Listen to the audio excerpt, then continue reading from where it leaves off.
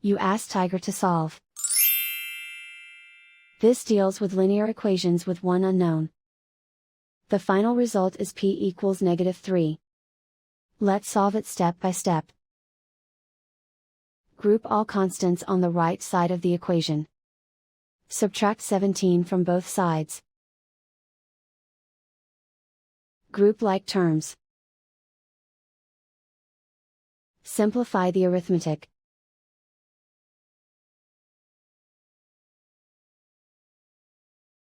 Isolate the p. Divide both sides by -5.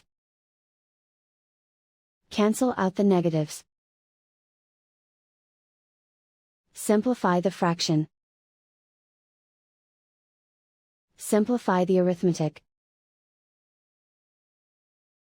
Find the greatest common factor of the numerator and denominator. Factor out and cancel the greatest common factor. And so the final result is p equals -3.